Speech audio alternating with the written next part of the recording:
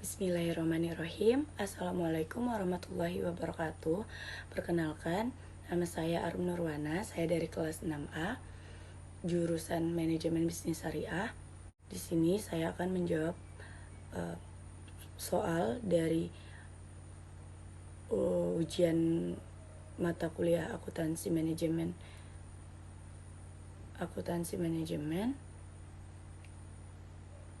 Baiklah, yang pertama yaitu pengertian akuntansi manajemen dan peran akuntansi manajemen. Akuntansi manajemen adalah salah satu bidang akuntansi yang tujuan utamanya untuk menyajikan laporan satuan perusahaan atau organisasi tertentu untuk kepentingan pihak internal dalam rangka melaksanakan proses manajemen yang meliputi perencanaan, pembuatan keputusan, pengorganisasian, pengarahan, serta pengendalian. Peran akuntansi manajemen adalah menghasilkan informasi keuangan untuk pihak manajemen. Yang kedua, apa yang dimaksud dengan biaya tetap komitmen, biaya variabel diskresioneri, dan biaya semi variabel? Dan memberikan masing-masing contoh dua. Biaya tetap komitmen yaitu biaya yang dikeluarkan untuk menjaga eksistensi perusahaan, contohnya beban penyusutan dan beban asuransi. Selanjutnya biaya variabel diskresioneri, biaya variabel yang tidak memiliki hubungan teknis nyata dengan aktivitas yang mengkonsumsi biaya tersebut, contohnya bahan baku dan biaya tenaga kerja. Dan yang ketiga ada biaya semi variabel, suatu biaya yang memiliki elemen biaya tetap namun memiliki biaya variabel di dalamnya, contohnya biaya listrik dan biaya pegawai penjualan. Soal yang ketiga yaitu apa manfaat menghitung harga pokok produksi. Manfaatnya agar perusahaan dapat mengetahui berapa biaya produksi yang akan dikeluarkan dan perusahaan akan tahu berapa harga jual yang sesuai dengan harga produksi yang dikeluarkan. Apakah harga tersebut terlalu tinggi ataupun malah rugi. Soal yang keempat yaitu apa yang dimaksud dengan metode full costing, variable costing, dan activity based costing. Apa perbedaan dari ketiganya? Jelaskan.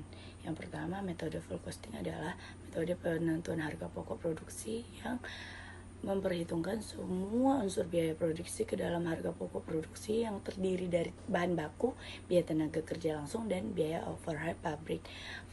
Sedangkan variable costing adalah format laporan laba rugi yang mengelompokkan perilaku biaya di mana biaya dipisahkan menurut kategori variabel dan biaya tetap.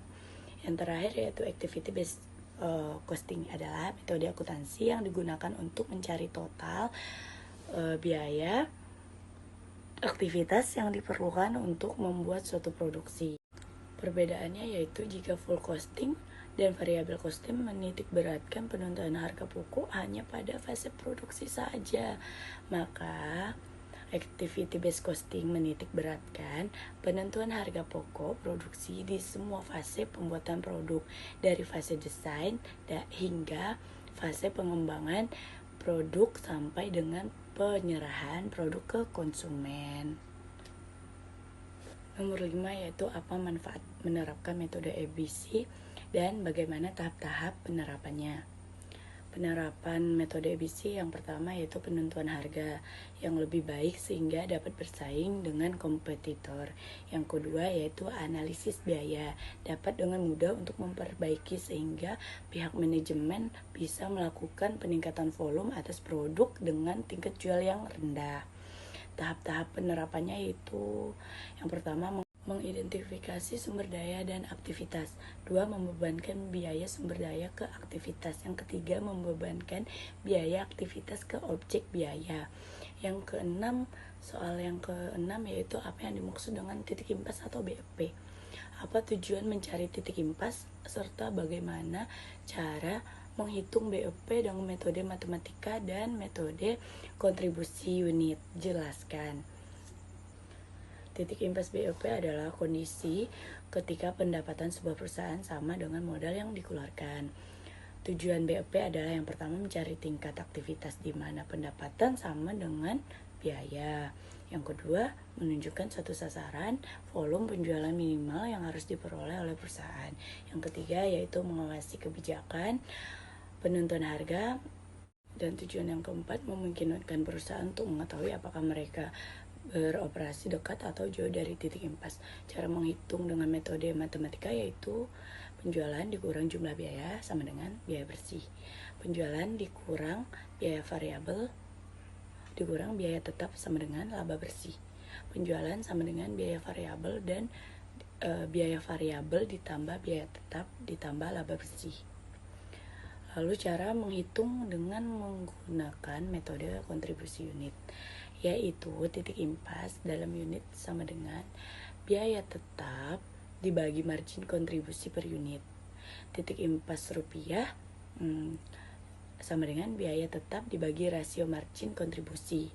Dengan rumus kontribusi margin per unit yaitu sama dengan harga jual per unit dikurang biaya variabel per unit. Dan rumus rasio margin kontribusi yaitu sama dengan 1 dikurang biaya variabel per unit produk dibagi harga jual per unit dikurang biaya variabel per unit. Soal ketujuh yaitu jelaskan apa korelasi pendapatan sekarang maksimum dan pertumbuhan penjualan maksimum terhadap penetapan harga jual.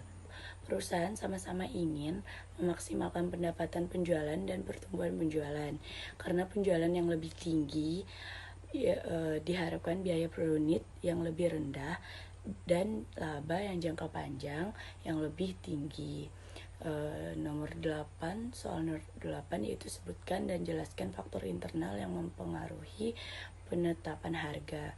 Yang pertama yaitu tujuan perusahaan itu sendiri. Tujuan perusahaan pada umumnya antara lain kelangsungan hidup.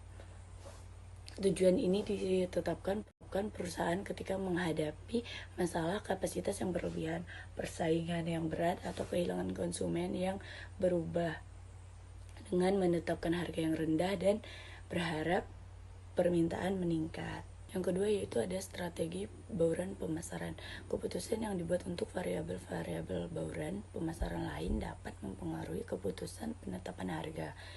Yang ketiga ada biaya. Perusahaan ingin menetapkan harga yang dapat menutup semua biaya yang telah dikeluarkan dan memberikan tingkat pengembalian yang wajar untuk kerja keras dan risiko yang harus ditanggung perusahaan. Yang keempat ada pertimbangan organisasi. Pihak manajemen harus memutuskan siapa yang berwenang dan menetapkan harga dan harga dasar kompetisi. Soal nomor 9 yaitu bagaimana strategi penetapan harga untuk produk yang telah beredar.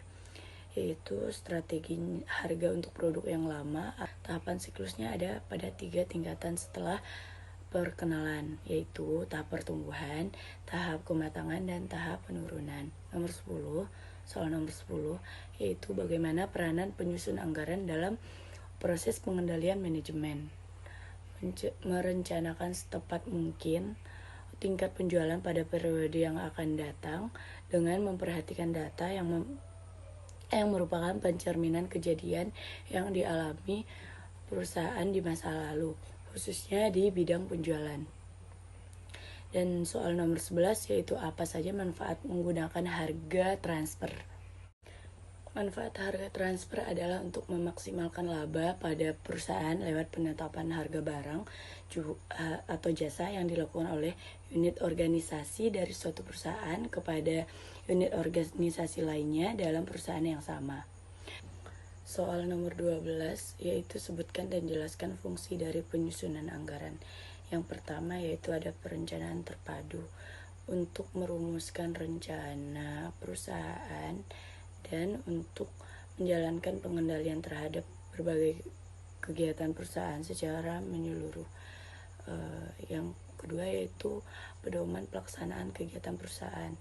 Anggaran yang disusun dengan baik akan membuat bawahan menyadari bahwa manajemen memiliki pemahaman yang baik tentang operasi perusahaan dan bawahan akan mendapatkan pedoman yang jelas dalam melaksanakan tugasnya. Perusahaan dapat lebih baik. Ketiga, sebagai alat koordinasi kerja. penganggaran dapat memperbaiki koordinasi kerja internal perusahaan. Lalu selanjutnya yaitu sebagai alat pengawasan kerja. Anggaran memerlukan serangkaian standar target yang bisa dibandingkan dengan realisasi sehingga pelaksanaan setiap aktivitas dapat dinilai kinerjanya. Dan yang terakhir yaitu sebagai alat evaluasi kegiatan perusahaan. Menerapkan standar yang relevan akan memberikan pedoman bagi perbaikan operasi perusahaan dalam memutuskan atau menentukan langkah-langkah yang harus ditempuh agar pekerjaan bisa diselesaikan dengan cara yang baik. Dan yang terakhir, nomor 13, soal 13 yaitu sebutkan dan jelaskan perspektif dari balance scorecard. Yang terakhir yaitu perspektif pembelajaran atau pertumbuhan atau yang disebut dengan inovasi, menyediakan infrastruktur bagi tercapainya 3 perspektif sebelumnya serta untuk menghasilkan pertumbuhan dan perbaikan jangka panjang. Baiklah, sekian jawaban dari saya untuk soal ujian mata kuliah akuntansi manajemen. Saya akhiri. Wabillahi taufiq wal hidayah. Wassalamualaikum warahmatullahi wabarakatuh.